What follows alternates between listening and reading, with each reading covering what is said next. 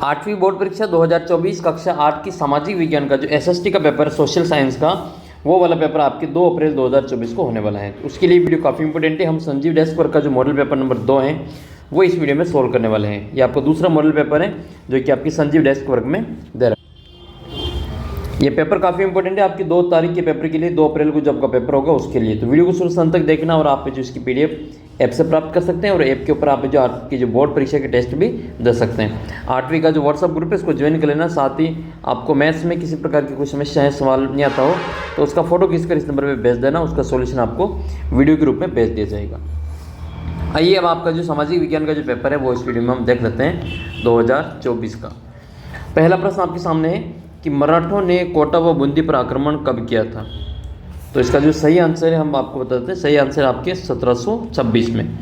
मराठों ने सबसे पहले कोटा और बूंदी पर आक्रमण किए थे 1726 में। और इसी मराठों के कोटा बूंदी पर आक्रमण को रोकने के लिए, ठीक है, इन पर नियंत्रण करने के लिए भीलवाड़ा का एक स्थान है हुरडा, भीलवाड़ा जिले में एक स्थान पड़ता है हुरडा। वहाँ पर एक राजा महाराजाओं का जो राजस्थान के राजाओं का सम्मेलन हुआ था, हुरडा सम्मेलन जिसको कहा जाता है, वो सम्मेलन हुआ था 17 जुलाई 1734 को, 17 जुलाई 1734 को। अब ये वाला क्वेश्चन कहाँ से पूछा गया है? तो ये वाला क्वेश्चन जो आपके आएगा वो आपके हमारा राजस्थान जो किताब है वो वहाँ से पूछा जाएगा। हमारा राजस्थान किताब आपके 20 नंबर की है, ठीक है। 3 किताबें आपके 20-20 नंबर की 60 वो हो जाएंगे और एक ही हमारा राजस्थान का जो जीके की किताब है, राजस्थान जीके की किताब, वहाँ से 20 नंबर के क्वेश्चन पूछे जाएंगे। तो उसमें से एक क्वेश्चन ये वाला है। इसकी अध्यक्षता किसने की थी? तो इस हुरडा सम्मेलन की जो अध्यक्षता की गई थी वो जगत सिंह के द्वारा की गई थी। मेवाड़ के महाराणा जगत सिंह, उनके द्वारा इसकी अध्यक्षता की गई थी। दूसरा प्रश्न देखते हैं, क्वेश्चन नंबर 2। क्वेश्चन नंबर 2 आपके सामने है कि जेम्स मिल द्वारा लिखी गई पुस्तक का नाम क्या है। जेम्स मिल ने कौन सी पुस्तक लिखी थी? तो जेम्स मिल के द्वारा जो लिखित पुस्तक का नाम है उसका नाम है ब्रिटिश भारत का इतिहास। ब्रिटिश भारत का इतिहास, ये जेम्स मिल के द्वारा लिखी गई किताब का नाम था।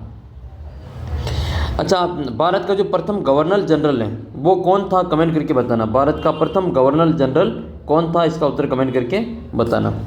नेक्स्ट क्वेश्चन है, मध्य प्रदेश में घुमंतू खेती को क्या कहा जाता है? झूम कृषि, रैगड़ कृषि, बेवड़ कृषि या फिर इनमें से कोई नहीं। तो इसका जो सही उत्तर है वो ऑप्शन नंबर ब हो जाएगा आपके बेवड़ कृषि। इसको बेवड़ भी कहा जाता है या बेवड़ भी कहा जाता है, बेवड़ या बेवड़ कहा जाता है। मध्य प्रदेश में जो घुमंतू खेती की जाती है एक स्थान से दूसरे स्थान पर, उसको बेवड़ खेती के नाम से जाना जाता है। जबकि राजस्थान में इसको झूमिंग कृषि कहा जाता है, वालरा के नाम से इसको जाना जाता है।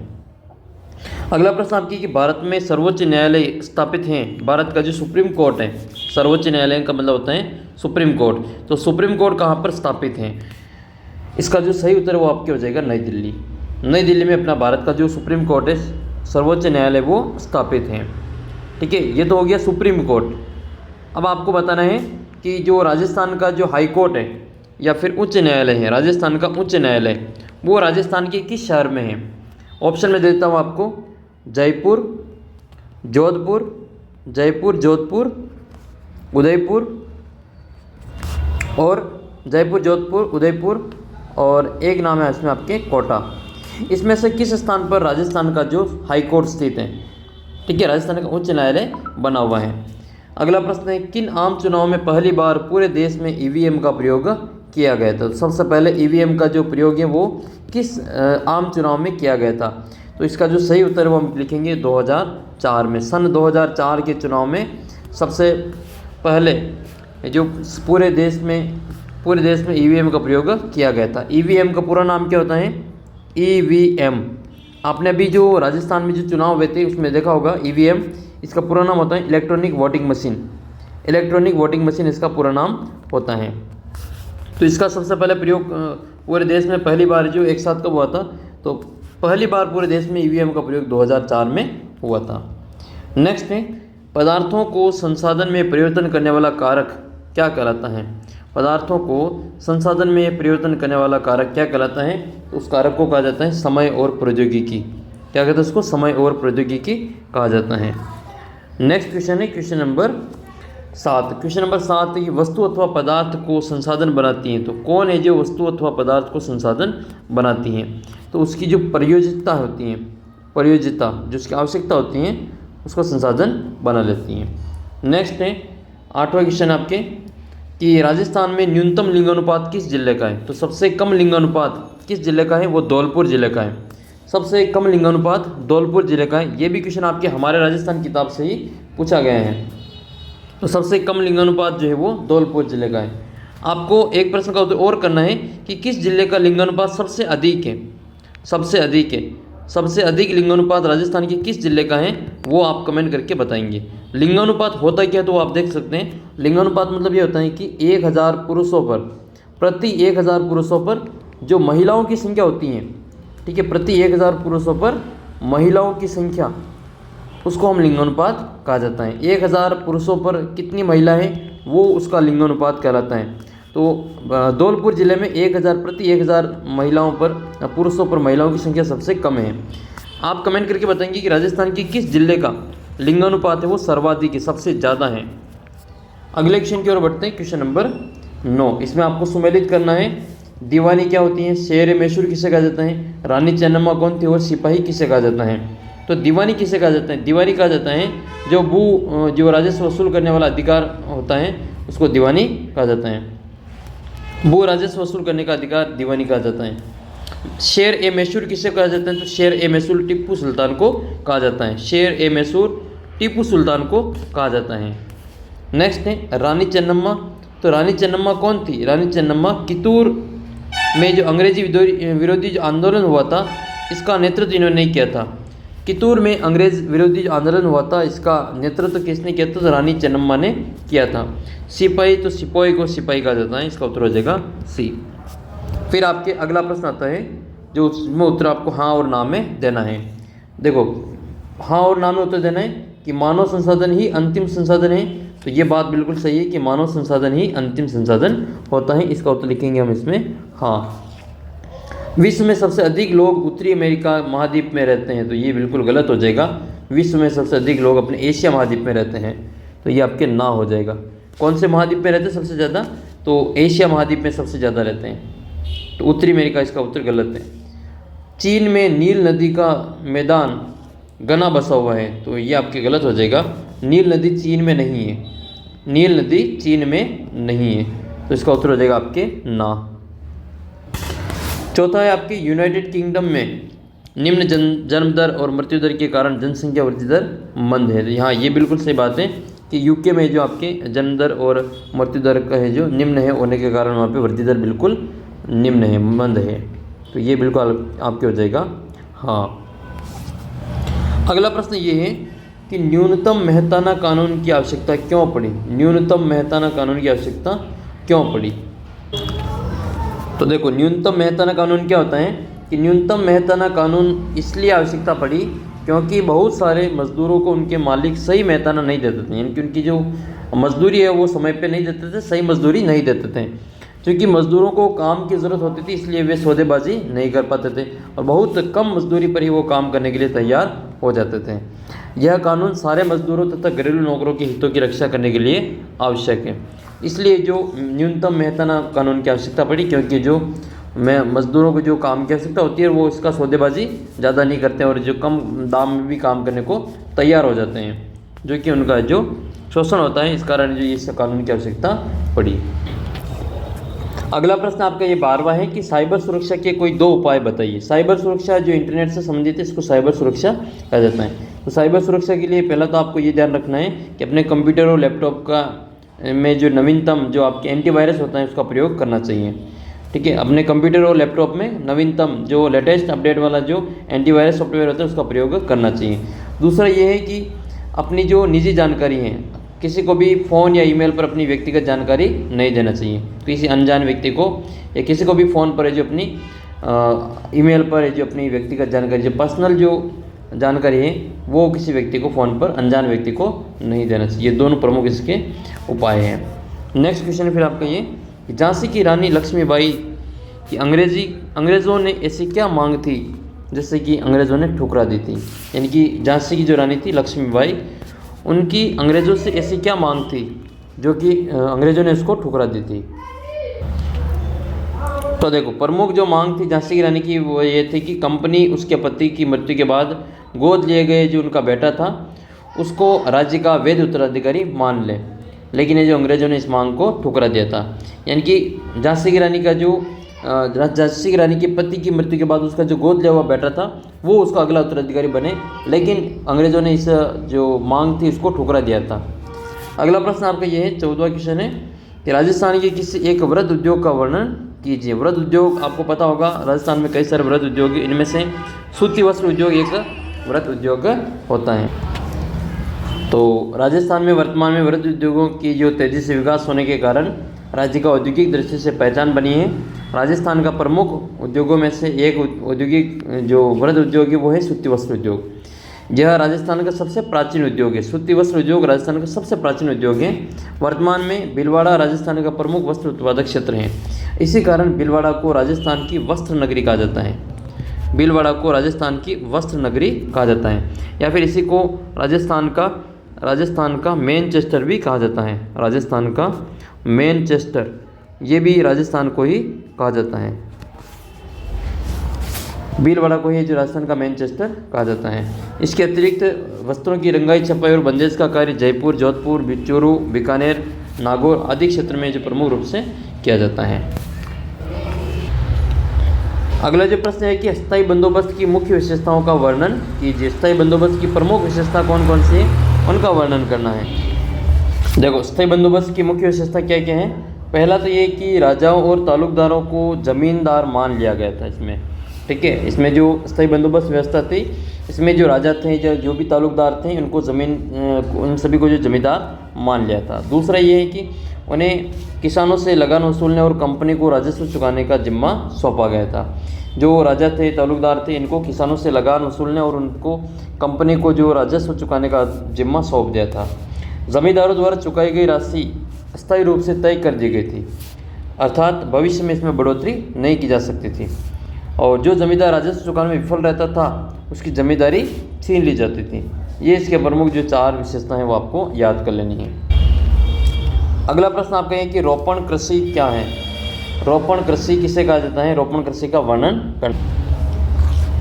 तो रोपण कृषि क्या होती है। रोपण कृषि एक बड़े भूभाग पर किसी एक विशेष फसल की खेती करना रोपण कृषि कहलाती है। रोपण कृषि वाणिज्यिक कृषि का ही एक प्रकार होता है, जहाँ पर चाय, कॉफ़ी, काजू, रबड़, केला, कपास आदि की एकल फसल उगाई जाती हैं। इस प्रकार की कृषि में वृहद पैमाने पर श्रम और पूंजी की आवश्यकता होती है। यानी कि एक ही फसल को बड़े भूभाग पर उगाया जाता है। जैसे आपके उदाहरण के लिए चाय, कॉफ़ी, काजू, रबड़, केला, कपास, इन सभी को एकल फसल के रूप में उगाया जाता है।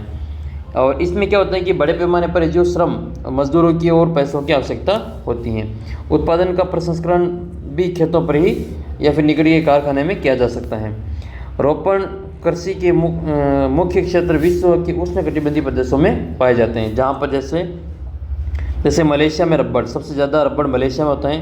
कॉफ़ी जो होती है, कॉफ़ी को हिंदी में कहवा कहते हैं, ये आपके कहाँ होती है, ब्राज़ील में होती है सबसे ज़्यादा।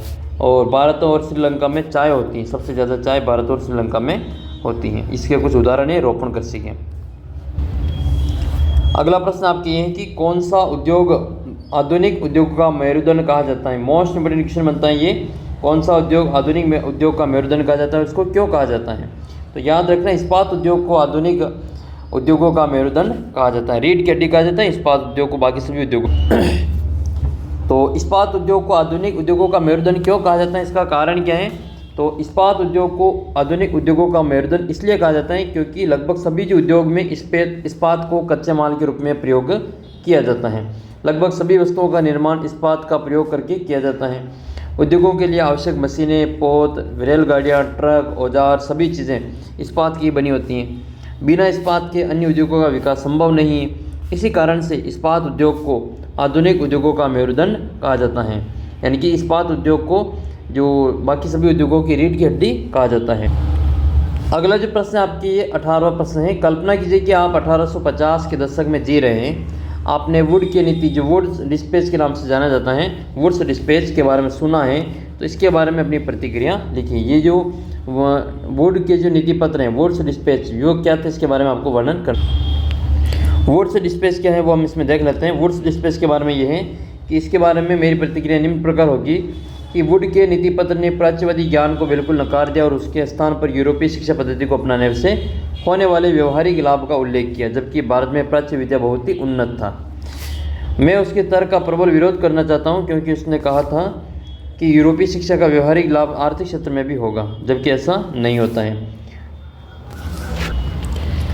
इसी में दूसरा प्रश्न आपकी ये कि क्या आपको मालूम है कि प्राथमिक स्कूलों में दाखिला लेने वाले बच्चों में से 50% बच्चे 13 से 14 साल की उम्र तक पहुँचते पहुँचते स्कूल छोड़ चुके होते हैं। क्या आप बता सकते हैं कि इस स्थिति का कारण क्या है? इसमें से कोई एक कारण का बताना है। आपने भी देखा होगा जो बच्चे जो शुरू में होते हैं स्कूल पहली दूसरी क्लास में, वो सारे के सारे बच्चे जो चौथी पाँचवीं या 10वीं 11वीं तक नहीं पढ़ते हैं। उसका कारण क्या है? बच्चे बीच में स्कूल क्यों छोड़? तो इसमें हम लिखेंगे हाँ, मुझे मालूम है कि प्राथमिक स्कूलों में दाखिला लेने वाले बच्चों में से लगभग 50% बच्चे 13-14 साल की उम्र तक पहुँचते पहुँचते स्कूल छोड़ चुके होते हैं। इसको प्रमुख कारण आपको बताने की प्रमुख कारण में से एक कारण कौन सा है? तो एक कारण ये कि हमारी आबादी का लगभग 1/3 हिस्सा आज भी गरीबी रेखा से नीचे जीवन यापन कर रहा है, यानी कि उनको समय पर खाना पीना भी नहीं हो रहा है। तो इन परिवारों के बच्चे आर्थिक अक्षमता के कारण पढ़ाई नहीं कर पाते हैं। फिर आपकी टेबल दे रखी, इस टेबल को आपको पूरा करना है कि आपके राज्य में कितनी महिला प्रतिनिधि हैं, पिछले चुनाव कब हुए थे, और अभी कौन सा दल विपक्ष में है, आपके क्षेत्र से निर्वाचित जो प्रतिनिधि वो कौन है, उसका नाम आपको यहाँ पे बताना है। तो राज्य सरकार के भी बताने हैं और केंद्र सरकार के भी बताने हैं। जैसे अभी राजस्थान में सरकार बीजेपी की सरकार है, तो वहाँ के मुख्यमंत्री भजन लाल जी हैं, और केंद्र में मोदी जी हैं, तो ये बीजेपी की है कि एनडीए की गवर्नमेंट है। तो ये दोनों के नाम आपको यहाँ पे जो प्रश्न पूछे गए थे उनके बारे में आपको बताना है। तो देखो, अपने राजस्थान में कितनी महिला प्रतिनिधि हैं? तो विधायक कितने, एमएलए कितने राजस्थान में? महिला विधायक वो 20 हैं, 20 महिला विधायक हैं, जिसमें से 9 तो आपकी बीजेपी और 9 कांग्रेस के हैं। 9 तो बीजेपी और कांग्रेस के हैं, और 2 इसमें आपके निर्दलीय हैं। 2 इसमें निर्दलीय हैं। एक तो प्रियंका चौधरी है बाड़मेर से, और एक ऋतु बानावत है, डॉक्टर ऋतु बानावत। तो ये 2 निर्दलीय प्रत्याशी हैं, जबकि ये 9 आपके जो कांग्रेस और बीजेपी के हैं। सांसद है इसमें आपके 2 सांसद आपके जो महिला सांसद हैं। देखो, राजस्थान में जो सरकार है इसमें जो व्यक्ति होते हैं उनको विधायक कहते हैं, और केंद्र सरकार में जो व्यक्ति होते हैं उनको सांसद कहा जाता है। ये संसद में बैठते हैं और ये विधानसभा में बैठते हैं। अच्छा, आप मुझे कमेंट करके बताना कि आपके विधायक का नाम क्या है और आपके सांसद का नाम क्या है। राजस्थान में लगभग 8 विधानसभाओं पर एक सांसद होता है, एक सांसद होता है। राजस्थान में टोटल कितनी विधानसभा की सीटें? 200 हैं। तो एक पे 8 है, तो इसमें आपके 8 का भाग देंगे तो इसमें आपके उत्तर आ जाएगा 2, 5। लगभग जो 25 सीटें राजस्थान में जो लोकसभा की हैं। अभी लोकसभा के चुनाव होने वाले हैं, आपके अप्रैल महीने और मई महीने में चुनाव होंगे। तो प्रधानमंत्री के जो चुनाव वापस होने वाले हैं, तो इसके लिए आपको जो जानकारी ये होनी चाहिए। तो आप बताना कमेंट करके कि आपके विधायक का नाम क्या है और आपके सांसद का नाम क्या है, आपके जो एमपी है उसका नाम क्या है। सांसद को अंग्रेजी में एमपी कहते हैं और विधायक को अंग्रेजी में एमएलए कहते हैं। पिछले चुनाव कब हुए थे? तो पिछले चुनाव 2023 में हुए थे, दिसंबर 2023 में हुए थे। और लोकसभा के चुनाव कब हुए थे केंद्र सरकार के? तो वो 2019 में हुए थे। अभी कौन सा दल विपक्ष में? तो राजस्थान में कांग्रेस है, और केंद्र सरकार में भी कांग्रेस, और उसके बाकी जो सहायक दल हैं वो विपक्ष में हैं। आपके क्षेत्र के निर्वाचित प्रतिनिधि का नाम बताना है। तो देखो, ये तो विद्यार्थी अपने अपने क्षेत्र के निर्वाचित जनप्रतिनिधि का नाम यहाँ पे लिखेंगे। तो आप भी लिखना, देखिए आपके एमएलए का नाम क्या है और आपके जो निर्वाचित क्षेत्र में आपके एमपी यानी कि सांसद का नाम क्या है। 20वां प्रश्न आपका ये है कि ऐसे 2 मौलिक अधिकारों का उल्लेख कीजिए जिनका सिर पर मेला ढोने की प्रथा के जरिए उल्लंघन हो रहा है। साथ ही कम से कम 2 ऐसे कारण बताइए जो विभिन्न समूहों को हाशिए पर क्यों चले जाते हैं। तो इनके 2 कारण बताने हैं, और एक आपको मौलिक अधिकार का नाम बताना है जो सिर पर मेला ढोने के प्रथा के जरिए उल्लंघन हो रहा है। सबसे पहले आपको ये देखना है कि सिर पर मेला ढोने की प्रथा के जरिए कौन कौन से अधिकारों का उल्लंघन हो रहा है। एक तो समानता का जो अधिकार है, सबको समानता का अधिकार है, वो उसका उल्लंघन होता है। एक शोषण के विरुद्ध अधिकार का उल्लंघन हो रहा है, यानी कि कम उम्र में भी जो छोटे बच्चों से भी आपने देखा होगा ईंट के भट्टों पे उनके दिहाड़ी मजदूरी पर जो बच्चों को काम में लिया जाता है, जबकि जो 14 वर्ष से कम उम्र के बच्चों को जो आप कोई भी काम नहीं करवा सकते हैं। कोई भी काम का मतलब ये है कि आप जो उनसे मजदूरी नहीं करवा सकते हैं। दूसरा है कि विभिन्न समूहों के हाशिए पर चले जाने के 2 प्रमुख कारण कौन से हैं। एक तो अलग भाषा का बोलना और दूसरा अलग रीति रिवाज का अपनाना। फिर आपके अगला प्रश्न जो आएगा वो 4 नंबर का आएगा मैप का। राजस्थान का मैप ही पूछा जाएगा और 4 नंबर का मैप आपको पूछा जाएगा। तो मैप तो आपको कंप्लीट होना चाहिए। अगर आपको नहीं पता है मैप पूरा, तो मैं आपको एक अलग वीडियो के माध्यम से राजस्थान की सभी, और आपके मैप पुराना ही आएगा, 33 जिले वाला ही मैप आएगा आपके। 33 जिले वाले जो ये मैप है, ये जो मैप दे रखा है वही मैप आपके आएगा। तो आपको 50 जिलों वाला मैप तैयार नहीं करना, वो याद नहीं करना, आपको 50 जिलों के मैप में नहीं पूछेंगे। जो 33 जिलों वाला मैप है ना, पुराना मैप, वही पूछा जाएगा। जो आपके स्कूल में बना हुआ है वही मैप आपको तैयार करना है। तो इस प्रकार से आपके मैप आएगा, उसमें 4 जगह को बनना है। जैसे इसमें कोटा, तो कोटा की जो आप देखेंगे तो कोटा ये वाला जो स्थान है वो कोटा है, जो मध्य प्रदेश के साथ में 2 बार सीमा बनाता है। ये वाला क्या है, ये कोटा है, ठीक है, इसको लिखेंगे हम कोटा। फिर इसके बाद में डूंगरपुर, तो ये वाला जो हिस्सा है नीचे वो तो है बांसवाड़ा, ये तो है बांसवाड़ा, और ये वाला जो भाग वो है डूंगरपुर हो जाएगा। ये क्या हो जाएगा आपके, डूंगरपुर हो जाएगा। डूंगरपुर, बांसवाड़ा, ये प्रतापगढ़, ये चित्तौड़गढ़, इस प्रकार से आपको ये नाम याद होने चाहिए। फिर आपके सीकर, तो ये जो कटोरी जैसा आकार दिखाई दे रही है, चांद जैसे आकार दिखाई दे रही है, ये वाली ये आपकी जो चांद जैसे आकार दिखाई दे रही है, ये आपके सीकर है। तो इसका उत्तर लिख लेंगे हम यहाँ पे सीकर। तो ये क्या हो जाएगा, सीकर हो जाएगा। सबसे बड़ा जिला जो है वो अपना जैसलमेर है। राजस्थान में सबसे बड़ा जिला क्षेत्रफल के अनुसार ये वाला जो जिला है वो सबसे बड़ा है, और इसको कहा जाता है जैसलमेर। तो ये नाम आप लिखेंगे जैसलमेर, जैसलमेर। ये उत्तर दिशा होती है, और ये नीचे दक्षिण दिशा होती है, और ये पूर्व दिशा होती है, और ये पश्चिम दिशा होती है। ये सबसे पूर्व में जो जिला है वो धौलपुर जिला है, सबसे पूर्व में जो जिला है वो धौलपुर जिला है, और सबसे पश्चिम में है वो जैसलमेर जिला है। सबसे पहले सूर्य उदय धौलपुर जिले में होता है, और सबसे अंत में सूर्योदय ये जैसलमेर जिले में होता है। सबसे ऊपर में कौन सा है, ये गंगानगर जिला है। ये कौन सा है, श्री गंगानगर जिला है, श्री गंगानगर। इसके पास में हनुमानगढ़ है ये, और ये बीकानेर है, ये जोधपुर है ये, और ये बाड़मेर है, ये बाड़मेर है। इस प्रकार से आपको ये सारे नाम अच्छे से याद होने चाहिए, ठीक है। मैं आपको अलग से एक वीडियो के माध्यम से पूरा 4 नंबर का जो आपका मैप है वो कंप्लीट करवा दूंगा। पुराने मैप में आपके 33 जिलों को भरना सिखा दूंगा, ताकि आपकी जो 33 में से 33 नंबर, ये 4 में से 4 नंबर आप जिलों के माध्यम से प्राप्त कर लें। बहुत ही आसान है मैप भरना, मैं आपको ये सारी चीज़ें सिखा दूंगा। चैनल को सब्सक्राइब कर लेना। अगला प्रश्न आपके 22वें में आपको किन्हीं 3 प्रश्नों में से 2 प्रश्नों के उत्तर लिखने हैं। 3 में से 2 प्रश्नों के उत्तर लिखना है कि मई 1857 के से पहले भारत में अपनी स्थिति को लेकर अंग्रेजी शासकों के आत्मविश्वास के क्या कारण थे। उसका दूसरा प्रश्न आपके ये है, 1870 से 1880 के दशक में लोग ब्रिटिश शासन से असंतुष्ट थे, इसका विस्तार से वर्णन करना है। और इसका तीसरा क्वेश्चन है, प्रथम विश्व युद्ध में हुए भारत पर आर्थिक प्रभाव का लेख लिखिए। तो आपको ये बताना है कि मई 1857 से पहले अंग्रेज़ों का जो आत्मविश्वास प्रबल क्यों था, तो उसका आपको कारण लिखना है। एक तो अंग्रेज़ों को अपनी श्रेष्ठता और सैनिक ताकत पर विश्वास था, ठीक है, वो कॉन्फिडेंस थे कि उसके सैनिक वो बहुत ही ताकतवर है। दूसरा है कि अंग्रेज़ों की सोच थी कि भारतीय सिपाही उनके विश्वसनीय हैं, और उन्हीं के बल पर उन्होंने इतनी बड़ा साम्राज्य जो है वो खड़ा कर दिया है।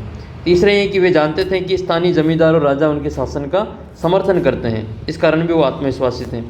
चौथा ये कि 1857 से पहले उन्होंने इन्हीं सैनिकों की सहायता से कई लड़ाइयाँ जीती थी, और कई बड़े विद्रोह को भी इन्होंने कुचला था। अतः वे भारत में अपनी स्थिति को लेकर आत्मविश्वास से भरे हुए थे। दूसरा ये कि 1870 से 1880 के दशक में लोगों को ब्रिटिश शासन से असंतुष्टि का कारण क्या था। तो पहला तो ये कि 1878 में जो आर्म्स एक्ट आया था, वो जिसके ज़रिए भारतीयों द्वारा अपने पास हथियार रखने का अधिकार छीन लिया गया था। इस कारण से जो भारतीय लोग हैं वो ब्रिटिश शासन से असंतुष्ट थे। जो 1878 का जो आर्म एक्ट है, ये 1878 में आया था, और इस एक्ट में क्या हुआ था कि भारतीय लोगों के पास में जितने भी हथियार थे वो उनके पास में नहीं रख सकते थे, ठीक है। तो ये अधिकार इनसे छीन लिया गया था, इस कारण ये असंतुष्ट थे। दूसरा ये कि सरकार की आलोचना करने वालों को चुप कराने के उद्देश्य से 1878 में वर्नाकुलर प्रेस एक्ट भी पारित किया गया था। इसके अलावा यानी कि जो सरकार की आलोचना नहीं करे, सरकार के खिलाफ न बोले, इसके लिए चुप कराने के उद्देश्य से एक वर्नाकुलर जो प्रेस एक्ट है वो पारित किया गया था 1878 में। 1883 में सरकार ने इल्बर्ट बिल लागू करने का प्रयास किया, और इस विधेयक में प्रावधान किया गया कि भारतीय न्यायाधीश भी ब्रिटिश या यूरोपीय व्यक्तियों पर मुकदमा चला सकते हैं, परंतु अंग्रेज़ों के विरोध की वजह से सरकार ने यह विधेयक वापस ले लिया। तो भारतीयों ने भी इस बात का जो काफ़ी विरोध किया था। चौथा ये है कि 1870 और 1880 के दशक में अनेक राजनीतिक संगठन अस्तित्व में आ गए, जिन्होंने कई मुद्दों को उठाकर जनता को उनसे अवगत करवाया था। अगला जो प्रश्न है वो आपके 2300 प्रश्न है। 2300 प्रश्न में आपको 2 क्वेश्चन पूछे गए 4-4 नंबर के। एक तो CITES का पूरा नाम लिखना है, इसको संक्षिप्त में वर्णन करना है और भूमि संसाधन के संरक्षण के बारे में आपको बताना है। दूसरा है कि प्राकृतिक संसाधन के रूप में भूमि का उपयोग को स्पष्ट करना है, भूमि के संरक्षण की आवश्यकता एवं तरीकों को स्पष्ट करना है।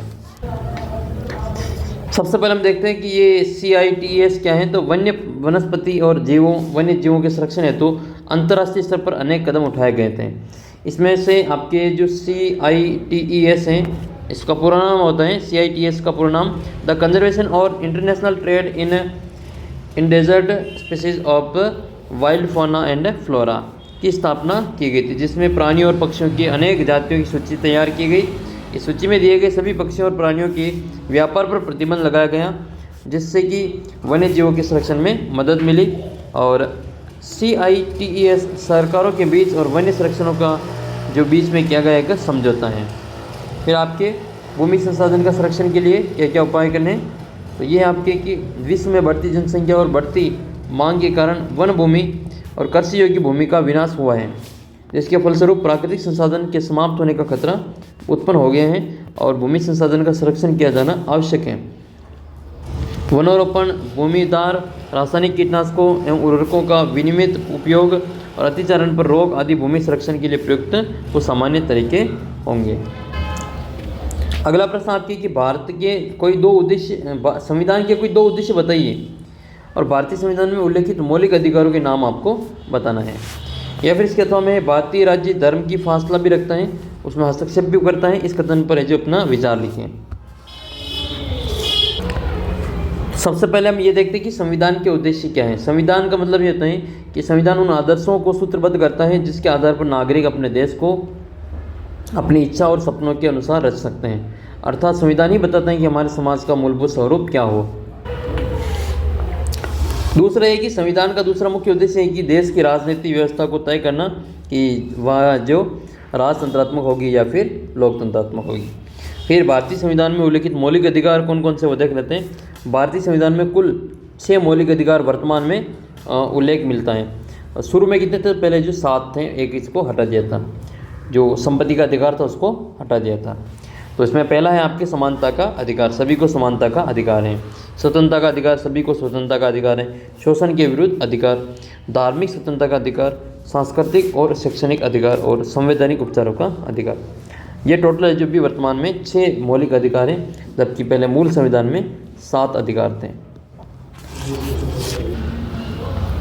अगला प्रश्न दिए गए 3 प्रश्नों में से किन्हीं 2 प्रश्नों के उत्तर लिखिए। पहला दिए कि पर्यटक कौन है, वर्तमान में मानव किन किन कारणों से एक स्थान पर दूसरे स्थान पर आता जाता है।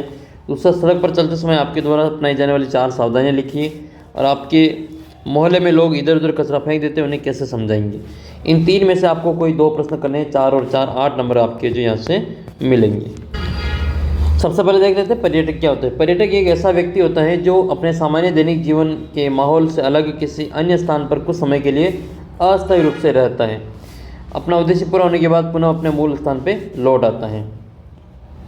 वर्तमान में मानव अपने प्रमुख कारणों से एक स्थान से दूसरे स्थान पर आना जाना पड़ता है, जैसे मनोरंजन है, प्राकृतिक दृश्यों का आनंद है लेने, ऐतिहासिक स्थलों को देखने के लिए, संस्कृति संबंधी तथ्यों का अवलोकन करने, धार्मिक यात्रा करने के लिए, अध्ययन करने के लिए, खेल कूद के लिए, स्वास्थ्य से संबंधित है, कार्यालय कार्य के लिए, व्यापार के लिए, सम्मेलन के लिए, अभियान के लिए, पारिवारिक कार्य के लिए।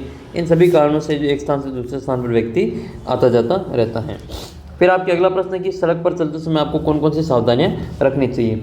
तो सड़क पर चलते समय हमेशा बाईं ओर चलना चाहिए, ठीक है, लेफ्ट हैंड साइड में चलना चाहिए, और सड़क पर लगे यातायात चिन्हों का निर्देशानुसार पालन करना चाहिए। सड़क पार करने में पूरी सावधानी रखनी चाहिए और सड़क पार करते समय जेब्रा क्रॉसिंग का उपयोग करना चाहिए। अगला प्रश्न है कि अपने जो लोगों को आप कैसे समझाएंगे, ठीक है, कचरा फेंक देते अपने मोहल्ले में। तो हम लोगों को समझाइए कि इस तरह से कहीं भी कचरा फेंकने से न केवल सड़क मोहल्ला गंदा नजर आता है बल्कि बीमारियां भी फैलती हैं। सरकार द्वारा चलाए जा रहे स्वच्छता अभियान के तहत घर घर आने वाली कचरा गाड़ी में ही कचरा फेंकना चाहिए। ताकि फेंका हुआ कचरा इधर उधर ना फैले और गर्म माहौल आता आसपास की जगह साफ़ सुथरी रहे। इस प्रकार से आपको जो सभी प्रश्नों के उत्तर लिखने हैं, इसकी पूरी PDF अपने ऐप के ऊपर मिल जाएगी। ऐप को डाउनलोड कर लेना। अगले वीडियो में आपको जो मॉडल पेपर नंबर 3 है उसका सॉल्यूशन करवाया जाएगा। उसके लिए आप चैनल को सब्सक्राइब कर लेना। उसका लिंक वीडियो के नीचे आपको डिस्क्रिप्शन बॉक्स में मिल जाएगा। ऐप पर जाकर आप जो टेस्ट भी दे सकते हैं, टेस्ट का लिंक वीडियो के नीचे डिस्क्रिप्शन बॉक्स में दे रखा है। तो बाकी सभी विषय के भी मैंने आपके मॉडल पेपर अपलोड करके, तो उनको भी आप देख लेना। और ये आपका SST का जो मॉडल पेपर नंबर 2 था। आगे की वीडियो में आपका जिसका तीसरा मॉडल पेपर मिलेगा, जिसका लिंक आपको प्लेलिस्ट में और अपने जो इसका जो डिस्क्रिप्शन बॉक्स में वहाँ पर इसकी लिंक मिल जाएगी। तो उम्मीद करता हूँ आपके लिए ये पेपर काफ़ी इंपॉर्टेंट रहेगा आपके आने वाले पेपर के लिए। मिलते हैं आपको अगले वीडियो में। तब तक जय हिंद, जय भारत। आपके ब्लूप्रिंट का वीडियो मैंने बना रखा हुआ है, एक बार आप ज़रूर देख लेना।